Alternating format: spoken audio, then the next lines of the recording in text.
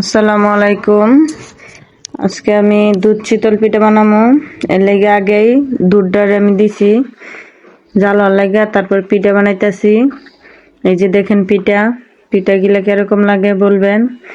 জামাই আবদার করছে দুধ চিতল পিঠা খাইব, তাই মানে রাত্রের বাজে একটা, তাই এখন কি করবো, দুধ চিতল পিঠা বানায় খাওয়াইতে দিব।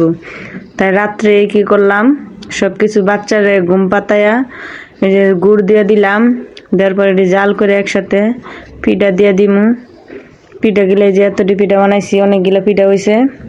সে শুধু জামাই তো খাইলে হইব না, শ্বশুর আছে, তারপর আমার মা আছে, ভাই বোন আছে, হ্যাঁ করে সবারই তো দিতে হয়, কারণ শীতের কালে তো পিঠা করে সবারই দিতে হয়। তাই এখন আবার গুড়টা আবার এই যে জাল দেওয়ার পরে দুধের সাথে অ্যাড করলাম, দিছি একসাথে।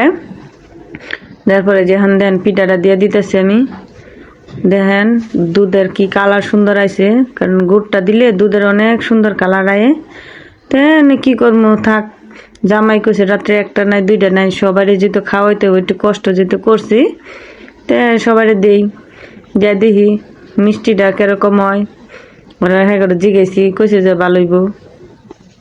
এখন দেখেন পিঠাটি কিরকম হয়েছে, দিতেছি আমি। আমার কাছে রংটা খুব ভালো লাগতেছে, যেমন দুধ চা যেরকম ওইরকম হয়ে গেছে গা, আমার কাছে অনেক ভালো লাগতেছে। আপনারা যাদের যাদের নাকি দুধ চিতল পিঠা খুব পছন্দ, তারা কমেন্টে বলবেন কিরকম হয়েছে আমার পিঠাগুলা।